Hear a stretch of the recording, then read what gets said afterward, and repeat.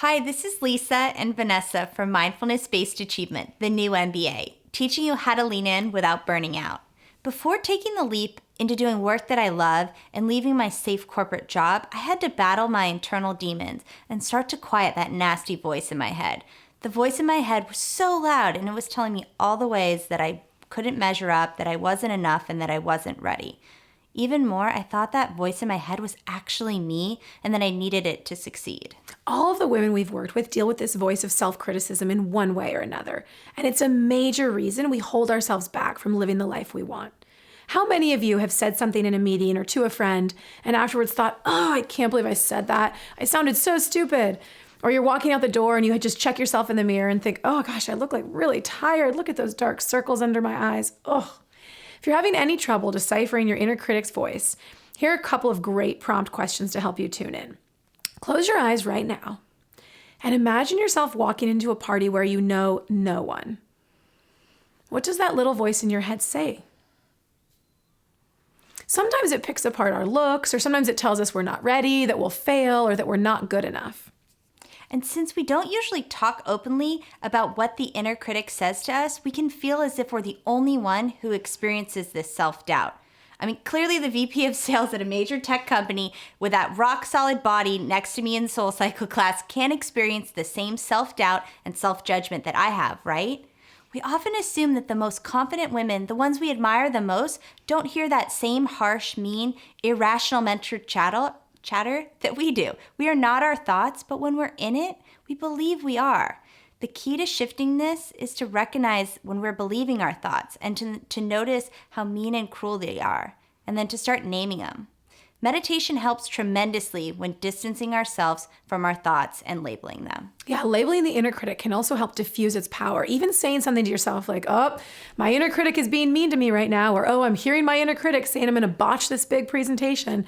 Shifting to the third person saying, my inner critic is freaking out right now since I'm taking a risk is a great way to handle it.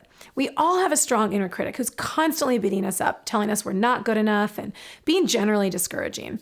And I don't know about you all, but when I first heard about the inner critic, I thought it just described the really obvious situations, like when my inner voice might say, you're stupid, you look fat, your hair looks awful, I can't believe you said that, it looked like you didn't do your research.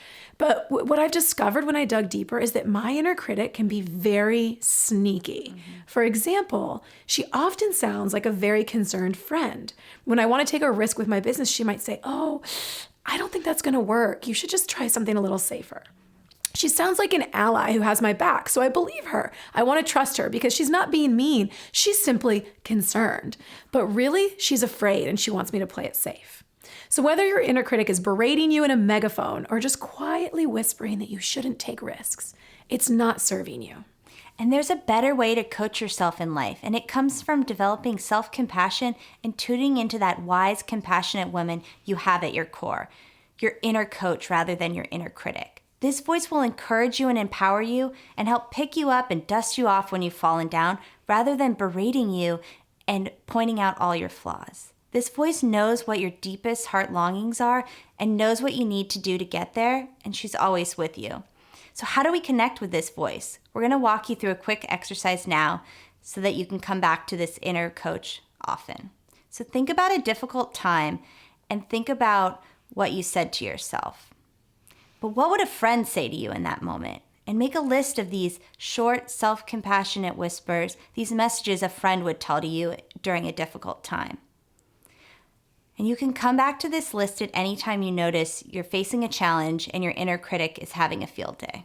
Another tip is to keep an appreciation or awesome folder on your computer with kind messages, emails from clients or others telling you what a good job you did. So when you can't connect with your inner coach, read some of these messages to get back into that mind state.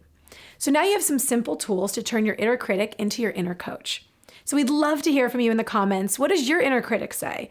And what would you rather hear from your inner coach instead? So go ahead and leave us a comment below. It's so helpful for women to hear what other women's inner critic says, because I can guarantee you, you are not the only one thinking that negative thought about yourself. So please leave a comment below. We would love to hear from you.